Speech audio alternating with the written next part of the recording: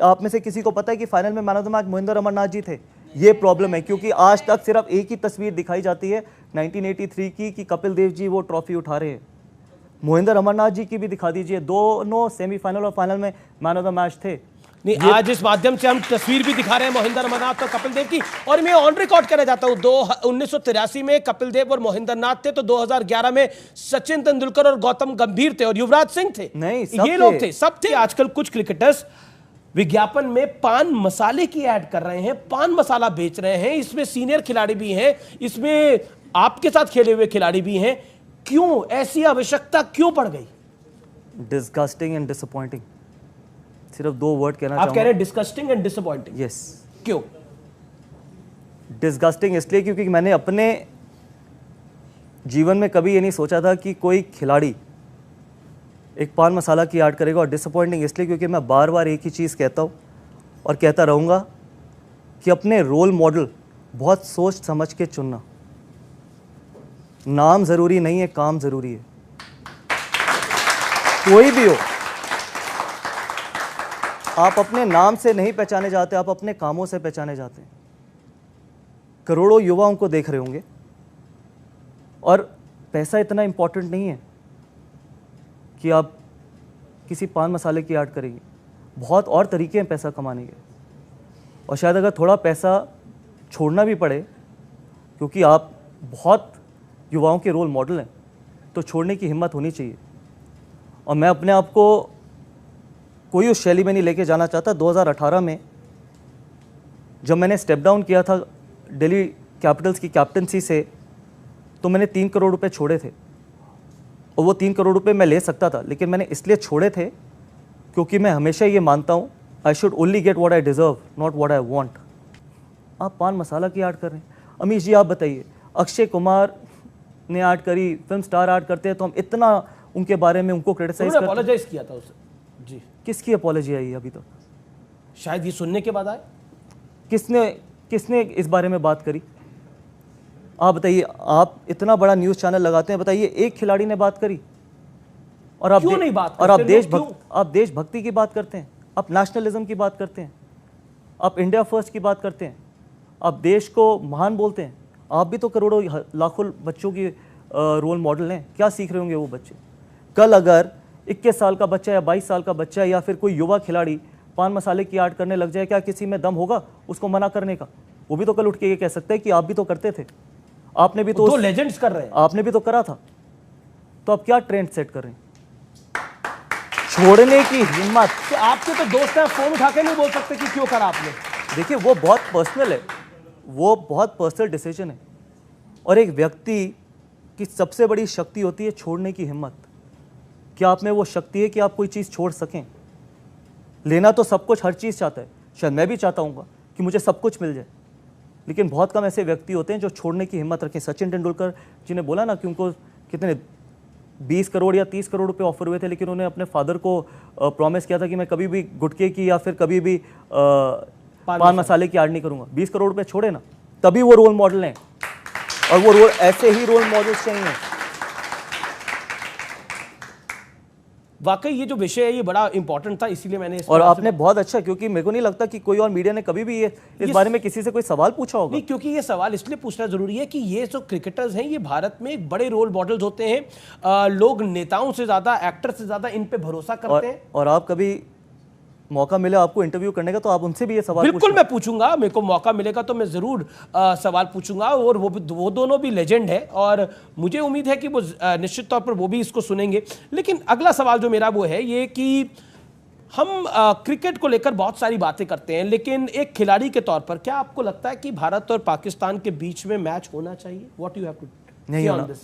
देखिए, नहीं होना चाहिए जब तक, और इसके बारे में मेरे को बहुत क्रिटिसाइज किया गया है, और मैं हमेशा मानता हूं कि कोई क्रिकेट मैच, कोई भी इवेंट हमारे जवानों की ज़िंदगी से बड़ा नहीं है। कोई भी इवेंट, और ये रियलिटी है। किसी तरीके का इवेंट, चाहे वो, आपने जैसे ही बोला उधर से भारत माता की जय के नारे आ गए, यही पब्लिक सेंटिमेंट है। देखिए, अब भारत माता की जय की जगह अगर आप भारत माता को जय करेंगे ना, आपको भारत माता की जय बोलने की ज़रूरत नहीं पड़ेगी। भारत माता को जय करना मतलब यहाँ पर लड़कियां भी बैठी हैं, जो यहाँ पर लड़के बैठे हैं, अगर आप इनकी इज्जत करना सीखेंगे वो असली भारत माता को जय होगी। तो जी, इंडिया पाकिस्तान का मैच या फिर कोई भी स्पोर्टिंग इवेंट इसलिए नहीं होना चाहिए जब तक ये क्रॉस बॉर्डर टेररिज्म ख़त्म नहीं होता। और फिर आप मुझसे अगला सवाल ये पूछेंगे कि क्या पाकिस्तान को इंडिया से वर्ल्ड कप खेलना चाहिए। देखिए, वर्ल्ड कप और बायलैटरल में ज़मीन आसमान का फ़र्क है। बायलैटरल 2 देशों के बोर्ड डिसाइड करते हैं, और बहुत बार अभी जब भारत, अगर पाकिस्तान इंडिया आती है वर्ल्ड कप खेलने के लिए, तो फिर ये बोला जाएगा कि देखिए जी फिर से भारत खेलना शुरू हो गया। वर्ल्ड कप और आईसीसी इवेंट्स आईसीसी कंट्रोल करता है, बायलैटरल सीरीज़ 2 बोर्ड्स कंट्रोल करते हैं। तो जहां बीसीसीआई का सवाल है, बीसीसीआई ने अपना स्टैंड बिल्कुल क्लियर कर दिया है कि बायलैटरल टूर्नामेंट्स नहीं होंगे। आईसीसी इवेंट्स में बीसीसीआई का किसी तरीके का कोई रोल नहीं होता।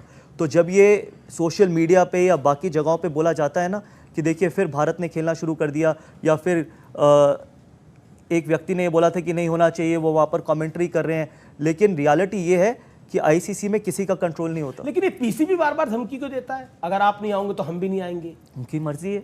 पीसीबी की हैसियत कैसी है वैसे? देखिए, मैं पीसीबी के बारे में नहीं जानता, और अल्टीमेटली अगर किसी से भी आप सवाल पूछेंगे तो सिर्फ भारत ने नहीं बोला, इनफैक्ट श्रीलंका ने मना कर दिया, अफगानिस्तान ने मना कर दिया कि हम भारत के साथ हैं।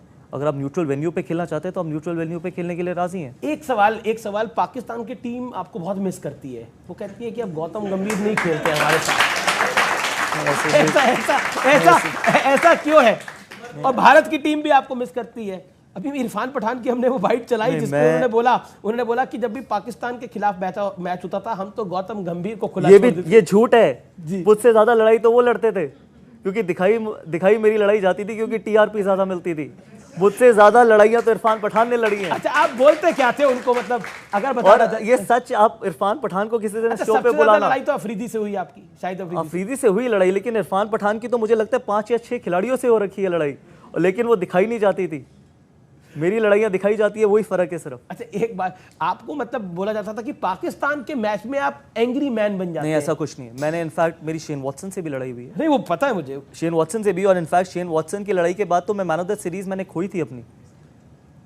मैन ऑफ द सीरीज कोई गुस्सा नाक पे रहता है आपकी? नहीं, ऐसा गुस्सा नाक पे नहीं रहता कि आप जीतने के लिए खेलते हैं, और जीतने के बाद कभी मेरी ऑफ द फील्ड किसी से लड़ाई नहीं हुई। देखिए, शेन वॉटसन की लड़ाई की उतनी चर्चा नहीं होती जितनी पाकिस्तान कहते हैं एक गंभीर काफी है पाकिस्तान, क्योंकि मीडिया को टीआरपी मिलती है ना उससे। अभी भी दुनिया के किसी कोने में भारत और पाकिस्तान का मैच हो तो एक पोस्टर 4 पोस्टर में जरूर दिख जाते हैं जिसमें कहते हैं एक गंभीर काफी है। देखिए, मीडिया ऐसा बोलते क्या थे आप, ये आप लोग भी जानना चाहेंगे ना? ये मीडिया को टीआरपी मिलती है और कोई कारण नहीं है। अब मैं बॉलीवुड और क्रिकेट पर आता हूं। हमने बॉलीवुड और क्रिकेट की बड़ी जोड़ी देखी है, मंसूर अली खान, शर्मिला टैगोर, हरभजन सिंह, गीता बसरा, विराट कोहली, अनुष्का शर्मा, केएल राहुल आज के युग में, और अथिया शेट्टी। इसको आप कैसे मानते हैं, और क्या आपका झुकाव कभी बॉलीवुड के साथ नहीं रहा? नहीं, मैं बहुत खुश हूं अपनी जिंदगी में। और दूसरी चीज एक, देखिए, बहुत पर्सनल, अल्टीमेटली बहुत पर्सनल डिसीजंस हैं, और देखिए जिन भी लोगों का आपने नाम लिया सब खुश रहने चाहिए। मेरी यही भगवान से प्रार्थना है कि वो खुश रहें, और अगर वो खुश हैं उससे बेहतर कोई भी चीज़ नहीं हो सकती। तो कभी आपका झुकाव नहीं रहा कभी बॉलीवुड से, कभी आप जाते हो आते हो कुछ? देखिए, ना मैं पार्टी करता जी, ना मैंने आज तक अल्कोहल टेस्ट करी, ना मैंने आज तक सिगरेट को छुआ, ना मैंने आज तक चाय पी, ना मैंने आज तक कॉफ़ी पी। चाय कॉफ़ी भी नहीं पीते? आप पूछ सकते हैं किसी से। तो क्या पीते हैं फिर आप? पानी। और ये आप किसी भी खिलाड़ी से भी पूछ सकते हैं कि उन्होंने कभी, ना मैंने चाय टेस्ट करी ना कॉफ़ी। तो जब मेरे को कोई इस तरीके का कोई शौक ही नहीं था, तभी मैंने आपको बोला मैं बहुत खुश हूँ अपनी ज़िंदगी में, क्योंकि मेरे पास बहुत अच्छी फैमिली है, 2 बच्ची हैं, मेरी वाइफ, मेरे मदर फादर। खुश रहना बहुत ज़रूरी है। रील आप बनाते नहीं, चाय आप पीते नहीं, कॉफ़ी आप पीते नहीं, पार्टी आप करते नहीं, ये बहुत बोरिंग हूँ मैं। हाँ, बहुत बोरिंग हूँ। ये बहुत बोरिंग है आप कह रहे हैं। ये युवाओं को आप बोलेंगे कि एक हफ्ता ये रिजीम फॉलो करने में भाग जाएंगे? मैं सीरियसली कह रहा हूँ, आप किसी से भी पूछ सकते हैं, मैं बहुत बोरिंग हूँ। क्या आप मानते हैं कि आईपीएल ने क्रिकेट की तकदीर और तस्वीर को दोनों को बदला है? जी हाँ, बिल्कुल। एक क्रिकेटर का टेन्योर सिर्फ 35 या 36 साल तक का ही होता है। हम बॉलीवुड की तरह या फिर पॉलिटिशियंस की तरह नहीं है जो 80-80, 90-90 साल तक काम करते हैं, जो 60 साल 70 साल तक एक्टिंग करते हैं, 35 साल की उम्र में सिर्फ 15 ही लोग इंडिया के लिए खेलते हैं, बाकी लाखों बच्चे, हज़ारों बच्चे खेलते हैं क्रिकेट। तो उनके लिए फाइनेंशियल सिक्योरिटी कितनी इंपॉर्टेंट है, उनको भी अपना घर परिवार माँ बाप को देखना है। आईपीएल ने वो प्लेटफॉर्म, वो फाइनेंशियल सिक्योरिटी उन बच्चों को दी है। थ्योरी होती है कि इंडिया की परफॉर्मेंस इफेक्ट हो जाती है जब 2 महीने आईपीएल खेलते हैं, उसका असर टीम इंडिया की परफॉर्मेंस पे पड़ता है। तो उस क्रिटिकल अप्रोच को आप कैसे देखते हैं? उस क्रिटिकल अप्रोच को शायद ये बहुत लोग नहीं बोलेंगे और मेरे को बोलना चाहिए, क्योंकि मुझे लगता है यही सच्चाई है और ये सच दुनिया के सामने आना चाहिए। जी, हमारा देश टीम ऑब्सेस्ड देश नहीं है, इंडिविजुअल ऑब्सेस्ड देश है। हम इंडिविजुअल्स को अपनी टीम से बड़ा मानते हैं। बाकी देशों में, चाहे इंग्लैंड, ऑस्ट्रेलिया, न्यूजीलैंड में टीम बड़ी है, इंडिविजुअल बड़ा नहीं है। और ये जो सारे स्टेक होल्डर्स हैं ना इंडियन क्रिकेट के, ब्रॉडकास्टर से लेके मीडिया से लेके सबसे लेके, अल्टीमेटली अनफॉर्चुनेटली ये एक पीआर एजेंसी बन के रह गए हैं, ब्रॉडकास्टर्स नहीं हैं। ये सिर्फ 3 लोगों को पूरा दिन दिखाएंगे। आपने 50 रन बनाए, मैंने 50 रन बनाए, पूरा दिन अगर आप मुझे दिखाएंगे तो सारी जनता को ये लगेगा मैं ही स्टार हूँ। आपको क्या बोला जाएगा कि आप बड़े अंडररेटेड खिलाड़ी हैं। अंडररेटेड कौन बनाता है? अंडररेटेड ब्रॉडकास्टर ही तो बनाता है, सोशल मीडिया ही तो बनाती है, एक्सपर्ट ही तो बनाता है। अगर मेरे बारे में पूरा दिन बोला जाए और आपके बारे में, आपकी परफॉर्मेंस के बारे में नहीं बात करी जाए, तो आप ऑटोमेटिकली अंडररेटेड हो जाएंगे। आपने भी उतनी मेहनत करी है जितनी मैंने मेहनत करी है। अगर आपकी परफॉर्मेंस को आपको क्रेडिट नहीं दिया जाएगा तो हमेशा आप अंडररेटेड ही रहेंगे, और ये सबसे बड़ी सच्चाई है। और तभी हम आगे जाके बहुत लंबे समय से अभी तक आईसीसी टूर्नामेंट इसलिए नहीं जीते क्योंकि हम इंडिविजुअल्स के साथ इतना ज़्यादा ऑब्सेस्ड हैं। जो मच अवेटेड सवाल है, मैं उस पर आऊंगा थोड़ी देर के अंदर, लेकिन आपकी अब मैं एक जो ये अगला सेगमेंट है उसमें मैं आपको 6 खिलाड़ियों की तस्वीर दिखाऊंगा और आपसे जानने की कोशिश करूंगा, वो 2 सेट में आएगी, कि आपको इनमें से कौन लगता है जो इंडिया खेल सकता है। मुझे लगता है तिलक वर्मा के पास एबिलिटी है, और तिलक वर्मा, मैं उनको जानता नहीं हूँ किस तरीके के इंडिविजुअल है, लेकिन जितना थोड़ा बहुत मैंने आईपीएल में सुना है कि बहुत हार्ड वर्किंग है, और जिस तरीके से उनमें काबिलियत है, अगर वो मेहनत करते रहेंगे, सबसे ज़्यादा इंपॉर्टेंट है कि अगर वो अपना सर ग्राउंडेड रखेंगे, अपने आप को ग्राउंडेड रखेंगे, तो उनके पास एबिलिटी है कि वो आगे जाके इंडिया खेल सकते हैं। तो शुभमन गिल आने वाले दिनों में गौतम गंभीर बन सकते हैं? नहीं, आप शुभमन गिल को कुछ भी बनने की जरूरत नहीं है, उनको शुभमन गिल ही बनने की जरूरत है। और मैं कभी भी ये नहीं मानता, ये सवाल पहले भी हमारे टाइम पे भी पूछा जाता था कि क्या ये अगले युवराज सिंह बन सकते हैं, क्या ये अगले जहीर खान बन सकते हैं। किसी को कुछ बनने की जरूरत नहीं, आप सिर्फ अपने आप को जो आप खुद हैं आप वही बन जाएं, वो बहुत बड़ी चीज़ है। चलिए अगली 3 तस्वीरें आ गई है। ऋतुराज गायकवाड़, रिंकू सिंह और यशस्वी जायसवाल। मेरा मानना है यशस्वी जायसवाल को इंडिया की T20 टीम में होना चाहिए, और सिर्फ एक टूर्नामेंट के लिए नहीं, अगले वर्ल्ड कप के लिए भी। अगले वर्ल्ड कप के लिए भी। और रिंकू सिंह की कहानी बड़ी इंस्पायरिंग है, कुछ बताना चाहेंगे? इंस्पायरिंग है और उन्होंने प्रदर्शन भी बहुत अच्छा किया, लेकिन वक्त दीजिए। एक सीजन में किसी को सिलेक्ट मत कीजिए, उनको जाके डोमेस्टिक सीजन में रन बनाने दीजिए, अगले सीजन में फिर आईपीएल में रन बनाने दीजिए, और फिर उनको अगर आप देखते हैं कि वो उतना कंसिस्टेंटली बनाते हैं रन, तब उनको इंटरनेशनल क्रिकेट में सोचिए। हमारे यहाँ प्रॉब्लम क्या होती है कि हम 2 महीने आईपीएल को इतना सीरियसली ले लेते हैं, जो भी अच्छा करता है इसको इंडिया खिला दो। यशस्वी जायसवाल ने सिर्फ आईपीएल में अच्छा नहीं किया, डोमेस्टिक क्रिकेट में 200 बनाए, 300 बनाए, वनडे क्रिकेट में 200 बनाए विजय हजारे में। तो ये जो आईपीएल में किया है, ये सिर्फ आइसिंग ऑन द केक था, इसलिए यशस्वी जायसवाल को तीनों इनफैक्ट फॉर्मेट में होना चाहिए। चलिए, मेरा अगला सवाल ये है कि एक तो ऑफिशियल ट्रोलिंग होती है, एक अनऑफिशियल ट्रोलिंग होती है। ऑफिशियल ट्रोलिंग में बोलता हूँ जिसमें हम देखते हैं कई बड़े बड़े लोग ट्रोल करते हैं किसी व्यक्ति को। हमने लेटेस्ट देखा नवीनुल हक को ट्रोल किया गया, उस हद तो तब हो गई जब शुभमन गिल की सिस्टर को ट्रोलर्स ने ट्रोल किया। What you have to say on that? That's a very very valid question. That's a very important question as well.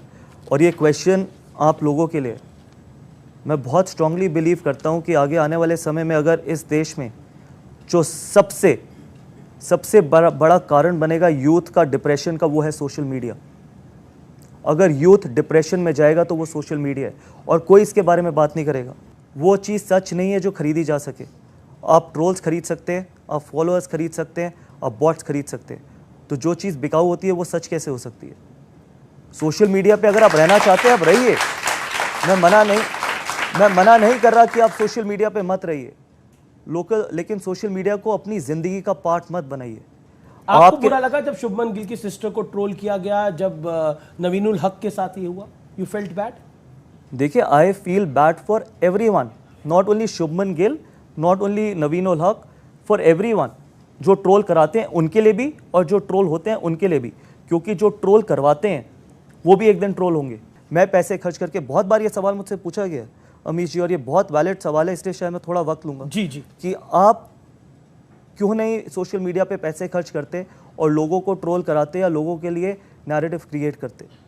और शायद मैं बहुत लोगों से ज़्यादा पैसे खर्च कर सकता हूँ जो लोग इस तरीके से पैसे खर्च करते हैं ट्रोल करवाने के लिए या दूसरे की इमेज ख़राब करने के लिए, मैं कर सकता हूँ। लेकिन मैंने अपनी ज़िंदगी सच पे जीने का प्रॉमिस किया। हम 5,000 लोगों को रोज़ अगर 1 रुपये में खाना खिलाते हैं तो उसकी कॉस्ट है। अगर मैं वो 5,000 लोगों का खाना बंद करके वही पैसा सोशल मीडिया पे लोगों को ट्रोल या अपनी इमेज बेहतर करने के लिए लगा दूँ तो शायद आज मैं भी उसी तरीके का ब्रांड होता। लेकिन मेरे लिए वो 5,000 लोग जो भूखे हैं उनका पेट भरना बहुत ज़रूरी है, क्योंकि मेरे घर में 2 छोटी बच्ची हैं। कल जब वो बड़ी होंगी तो उनको ये बोला जाएगा, अगर उनसे ये पूछा जाएगा कि आपके फादर किस तरीके के व्यक्ति थे, तो उनको खड़ा होकर ये बोलने में हिम्मत होनी चाहिए कि वो रोज़ 5,000 लोगों को खाना खिलाते थे, 5,000 लोगों को ट्रोल नहीं कराते थे। ये आपने बहुत स्ट्रॉन्ग मैसेज दिया है। अगर आपके पास पैसे ज़्यादा हैं तो आप ट्रोल मत कराइए, लोगों को खाना खिला दीजिए। लेकिन एक समस्या बड़ी है और इन सबकी भी होगी, और जो व्यूअर्स हैं हमारे उस पार टेलीविजन स्क्रीन पे देख रहे हैं, जो करोड़ों दर्शक न्यूज़ 18 के माध्यम से आपको देखेंगे, उनकी भी होगी ये समस्या कि आजकल रील का ज़माना है। हर आदमी वो 40-50 सेकंड में सब कुछ कर लेना चाहता है। वो 40-50 सेकंड में गौतम गंभीर बनना चाहता है, वो 40-50 सेकंड में अक्षय कुमार बनना चाहता है। ऐसे कैसे हो जाएगा? जी, आप बहुत गलत व्यक्ति से सवाल पूछे, क्योंकि मैंने अपनी ज़िंदगी में आज तक कोई रील नहीं बनाई। कभी रील नहीं बनाई आपने? आप जाके देख सकते हैं। हो सकता है कोई डिमांड करते हैं रील बनाने की। आप जाके देख सकते हैं जो भी मेरे सोशल मीडिया अकाउंट से कि अगर मैंने एक भी रील बनाई हो, मुझे रील बनानी आती ही नहीं है। जेन्युइनली आप देख सकते हैं। डांस करना आता है आपको? वैसे ना मैंने आज तक डांस किया। वैसे घर पे तो करा होगा, मतलब इनफैक्ट मेरी बेटियां मुझसे बोलती हैं कि आप डांस कर सकते हो। मैंने कहा नहीं, मैंने ना डांस किया ना रील बनाई। आप देख लो, मतलब जो भी मेरा अकाउंट होगा, आप जाके इंस्टाग्राम पे या जहां पर भी, तो जो रील बनाते हैं उनके लिए क्या करते हैं? मतलब मैं ये बोल रहा हूँ, ये तो यंग है, हम तो कई स्टार्स को देखते हैं, कई क्रिकेटर्स को देखते हैं जो रील से ही अपना जीवन चला रहे हैं। देखिए, मैंने जैसे बोला था, मैंने बहुत इंपॉर्टेंट मैसेज दे दिए। आप सोशल मीडिया पे रहिए, आप मेरी बात मत सुनिए कि मैं क्या चाहता हूँ। आप किस तरीके से सोशल मीडिया को देखते हैं वो ज़रूरी है, क्योंकि एडिक्शन किसी भी चीज़ की बहुत बुरी है, चाहे वो एडिक्शन किसी भी चीज़ की। चलिए, अब मैं एक ऐसे सवाल पर आता हूं जो शायद आपसे कई बार ऑफ द रिकॉर्ड पूछा गया होगा, लेकिन पहली बार ये ऑन रिकॉर्ड मैं पूछ रहा हूं आपसे। 1 मई की रात, जगह थी लखनऊ का इकाना स्टेडियम, IPL मैच था, लखनऊ सुपर जायंट्स और RCB का। उस मैच के बाद ऐसा क्या हुआ था कि उसकी चर्चा अभी तक और शायद कितने और महीनों तक होती रहेगी? देखिए, मेरी क्रिकेट फील्ड में बहुत लड़ाइयाँ हुई हैं, ऐसा नहीं है कि पहले लड़ाइयाँ नहीं हुई हैं, लेकिन मैंने हमेशा उस लड़ाई को या आर्ग्यूमेंट को क्रिकेट फील्ड तक ही सीमित रखा है। 2 लोगों के बीच में आर्ग्यूमेंट हुआ और वो क्रिकेट फील्ड तक ही रहना चाहिए, उसके बाहर नहीं जाना चाहिए। बहुत लोगों ने बहुत चीज़ें बोली, बहुत लोगों ने TRP के लिए बहुत चीज़ें डिमांड भी करी कि आप इंटरव्यू कर लीजिए, आप क्लैरिफाई कर लीजिए। जो चीज़ 2 व्यक्तियों के बीच में हुई है उसको क्लैरिफाई करने की कोई ज़रूरत नहीं है, और वो क्रिकेट के फील्ड में हुई है, मैदान के बीच में हुई है, ऑफ द फील्ड नहीं हुई। शायद अगर ऑफ द फील्ड हुई होती या बाहर हुई होती तो उसको आप लड़ाई कहते हैं। हीट ऑफ द मोमेंट 2 व्यक्ति अपनी टीम के लिए रिस्पेक्टिवली जीतना चाहते हैं और दोनों के पास राइट है जीतने का। लेकिन अगर आप बताना चाहें हुआ क्या था उस रात? देखिए, मैं सिर्फ इसको इतना एलाबोरेट करूँगा और इससे ज़्यादा नहीं करूँगा कि जो मैंने किया वो मैं इसको बिल्कुल एंडोर्स करता हूँ, क्योंकि मैं उस व्यक्ति के लिए करा था जो उस मैच में बिल्कुल ठीक था। अगर मुझे लगता था कि नवीनुल हक ने कुछ गलत नहीं किया था तो वो मेरा फ़र्ज़ बनता था कि उस व्यक्ति के साथ खड़ा होना, और वो मैं आखिरी दम तक खड़ा होऊंगा, चाहे वो नवीनुल हक हो, चाहे यहाँ पर आप में से कोई भी होगा। अगर मुझे लगता है कि आप ठीक हो तो मैं आपके साथ खड़ा होऊंगा, और यही मुझे सिखाया गया है और ये मैं हमेशा करूँगा, और इसी तरीके से मैं अपनी ज़िंदगी जीता हूँ। बहुत लोगों ने बहुत चीज़ें बोली कि नवीनुल हक को सपोर्ट कर रहे हैं, अपने प्लेयर को सपोर्ट नहीं कर रहे। कोई मेरा और दूसरे का प्लेयर नहीं था। अगर मेरी टीम का प्लेयर भी गलत होता है तो मैं उसके साथ कभी भी नहीं खड़ा होता। अगर मुझे लगता था कि वो ठीक थे तो मेरा पूरा फर्ज बनता था। स्टैंड लिया। बिल्कुल, और मैं हमेशा अपनी ज़िंदगी इसी तरीके से जीता हूँ और जीता रहूँगा। लेकिन आज के दौर में लोग स्टैंड लेने से डरते हैं। और मैं एक सवाल आपसे ये पूछना चाहता हूँ, और ये सवाल मैं इसलिए पूछ रहा हूँ कि इस पर बहुत सारी चर्चाएं हुई, बहुत सारे लोगों ने बहुत कुछ लिखा, बहुत सारे लोगों ने मीडिया में भी बहुत कुछ बोला। मैं डिटेलिंग पे नहीं आऊंगा, लेकिन विराट कोहली और गौतम गंभीर का रिश्ता क्या है, क्योंकि इस रिश्ते में हमने मिठास भी बहुत देखी है। एक टाइम पर आपने अपना मैन ऑफ द मैच दे दिया था विराट कोहली को। देखिए, ये सही बात है, शायद आपको पता ना पता हो, लेकिन विराट कोहली को अपना man of the match Gautam गंभीर ने दिया था। लोग कह रहे हैं देखा हुआ है हमने। देखिए, मैं नॉर्मली अपने रिश्ते एक्सप्लेन नहीं करता। ये सवाल मुझसे ना MS धोनी के लिए भी पूछा जाता था कि आपका और MS धोनी का क्या रिश्ता है। जो रिश्ता मेरा MS धोनी का है, वही रिश्ता मेरा और विराट कोहली का है। मेरे को मेरी लड़ाई विराट कोहली या MS धोनी या XYZ किसी खिलाड़ी से पर्सनल नहीं है। लड़ाई सिर्फ मैदान के बीच की है। वो भी जीतना चाहते हैं और मैं भी जीतना चाहता हूँ, और वो लड़ाई मैदान तक ही रहनी चाहिए। मैं आज भी उन सारे खिलाड़ियों की इज्जत करता हूँ जिनके साथ मैं खेला हूँ, चाहे वो 1 मैच खेले हों, चाहे वो 100 मैच खेले हों, क्योंकि अपने देश के लिए 1 मैच खेलना मुझे पता है कि कितनी मेहनत लगती है। जब आप अपने देश 140 करोड़ देशवासियों को रिप्रेजेंट करते हो, तो उसका सम्मान, उसकी इज्जत करना बहुत ज़रूरी है। तो मैं हर उस खिलाड़ी का सम्मान करता हूँ और करता रहूँगा जिनके साथ मैं खेला हूँ, जिन्होंने देश के लिए नाम रोशन किया है। जी, आप दोनों ही महान खिलाड़ी हैं और मैं आपकी बात की रिस्पेक्ट करता हूं कि आपने बोला जो फील्ड पे हुआ मैं उसके ऊपर नहीं बोलूंगा, मैं उस बात की रिस्पेक्ट करता हूं।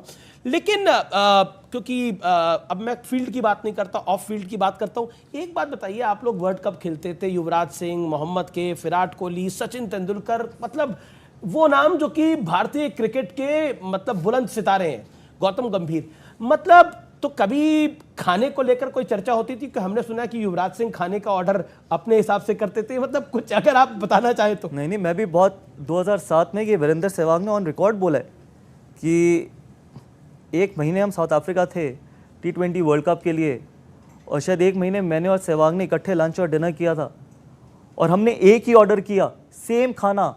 1 महीना एक ही खाना? वो जब भी मैंने रूम सर्विस ऑर्डर किया, मैंने एक ही खाना ऑर्डर किया, कॉर्न पालक और दाल मखनी, दैट्स इट। ये मैंने 20 दिन सेम लंच और डिनर किए। 20 दिन। तो बोर नहीं होते थे आप खा? मैं नहीं बोर होता था, वो बोर हो जाते थे। तो वो बोलते नहीं थे कुछ और मंगवा दो भाई आज? बोलते थे, लेकिन वो क्योंकि मेरे को वो पसंद था इसलिए मैं मंगवाता था, क्योंकि वो मेरे रूम में ही आके खाते थे। अच्छा, इसके अलावा इरफान पठान भी हैं, युवराज सिंह भी है, तो ज्यादा खाने का शौकीन कौन था, घूमने का शौकीन कौन था, पार्टी का शौकीन कौन था? इरफान पठान बहुत खाने के शौकीन, अभी भी शौकीन है। इनफैक्ट अब ज़्यादा शौकीन होंगे, क्योंकि मैं उनके साथ कई बार कमेंट्री करता हूँ, तो वो कमेंट्री स्टूडियो में भी वो खाना मंगवाते हैं बाहर से, वो केक्स मंगवाते हैं, पेस्ट्री मंगवाते हैं। तो इरफान पठान को बहुत शौक है। मैंने सुना है वो एक दिन बिरयानी खा रहे थे और क्रिकेट मैच था, बॉलिंग करनी थी, शायद सचिन तेंदुलकर ने उनको काफी घूर के देखा कि इतना तुम कैसे खा रहे हो। नहीं, वो खा सकते थे और उसके बाद उसी तरीके से गेंदबाजी भी कर सकते थे। जी, चलिए आगे बढ़ते हैं। और पार्टी का शौकीन कौन था, वो सवाल का जवाब नहीं दिया आपने। देखिए, मैं नहीं था कौन, वो बताइए। युवराज सिंह था, हरभजन सिंह था, जहीर खान, बहुत खिलाड़ी है, ऐसे नहीं है कि 1-2, बट युवराज सिंह की उस तरीके की पर्सनालिटी थी, लेकिन कमाल के खिलाड़ी भी थे। युवराज सिंह मुझे लगता है हिंदुस्तान की क्रिकेट के, फिर अगेन अंडररेटेड इसलिए कहूँगा क्योंकि मीडिया ने उतनी उनकी तारीफ नहीं करी जितनी बाकियों की करी। शायद 2 वर्ल्ड कप अगर किसी ने जिताए हों, वो युवराज सिंह थे। मुझे लगता है कि वाइट बॉल क्रिकेट के सबसे बेहतरीन बल्लेबाज हिंदुस्तान की हिस्ट्री में अगर कोई हुए हैं तो वो युवराज सिंह हुए। बहुत बड़ी बात आप कह रहे हैं। और एक और बात, क्योंकि युवराज सिंह की बात चली है तो दूर तक जाएगी, और युवराज सिंह को कैंसर हो गया था, लेकिन वो तब भी खेलते रहे थे, इसलिए युवराज सिंह के लिए तालियां इस मंच से बनती है, क्योंकि कैंसर होने के बाद वो व्यक्ति खेलता रहा। और मैंने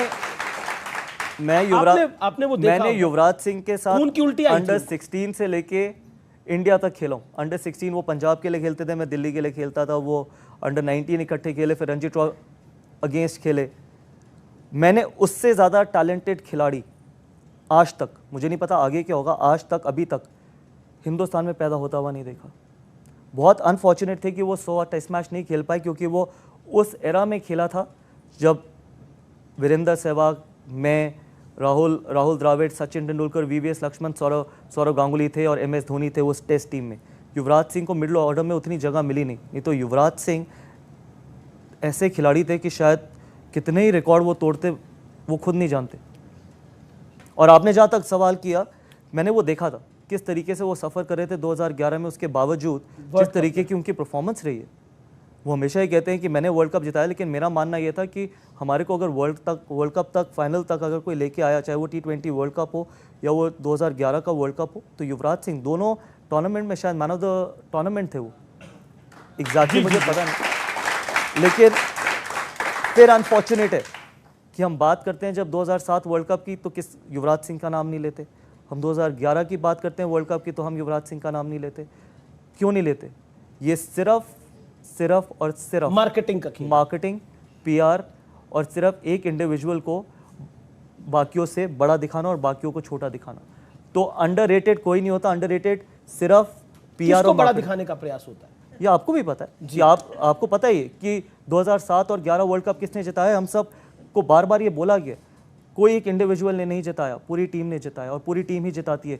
कोई बड़ा टूर्नामेंट एक व्यक्ति नहीं जिता पाता। अगर जिता पाता तो आज भारत शायद 5 या 10 वर्ल्ड कप जीत चुका होता।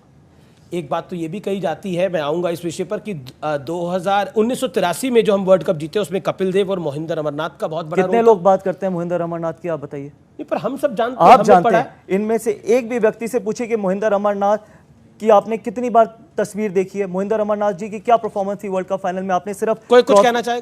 ट्रॉफी उठाते हुए देखा है ना कपिल देव जी को जी, और सेमीफाइनल में man of the match Mohinder Amarnath ji थे, फाइनल में man of the match Mohinder Amarnath ji थे। आप में से किसी को पता है कि फाइनल में man of the match Mohinder Amarnath ji थे? ये प्रॉब्लम है, क्योंकि आज तक सिर्फ एक ही तस्वीर दिखाई जाती है 1983 की कि कपिल देव जी वो ट्रॉफी उठा रहे हैं। मोहिंदर अमरनाथ जी की भी दिखा दीजिए, दोनों सेमीफाइनल और फाइनल में मैन ऑफ द मैच थे। नहीं, आज इस माध्यम से हम तस्वीर भी दिखा रहे हैं मोहिंदर अमरनाथ और कपिल देव की। और मैं ऑन रिकॉर्ड कहना चाहता हूं, 1983 में कपिल देव और मोहिंदर नाथ थे, तो 2011 में सचिन तेंदुलकर और गौतम गंभीर थे और युवराज सिंह थे। नहीं, ये लोग थे, सब थे। आजकल कुछ क्रिकेटर्स विज्ञापन में पान मसाले की ऐड कर रहे हैं, पान मसाला बेच रहे हैं। इसमें सीनियर खिलाड़ी भी हैं, इसमें आपके साथ खेले हुए खिलाड़ी भी हैं। क्यों ऐसी आवश्यकता क्यों पड़ गई? डिस्गस्टिंग एंड डिसअपॉइंटिंग, सिर्फ 2 वर्ड कहना आप कह रहे हैं डिस्गस्टिंग एंड डिसअपॉइंटिंग। यस। क्यों डिस्गस्टिंग? इसलिए क्योंकि मैंने अपने जीवन में कभी ये नहीं सोचा था कि कोई खिलाड़ी एक पान मसाला की ऐड करेगा। और डिसअपॉइंटिंग इसलिए क्योंकि मैं बार बार एक ही चीज़ कहता हूँ और कहता रहूँगा कि अपने रोल मॉडल बहुत सोच समझ के चुनना। नाम ज़रूरी नहीं है, काम ज़रूरी है। कोई भी हो, आप अपने नाम से नहीं पहचाने जाते, आप अपने कामों से पहचाने जाते हैं।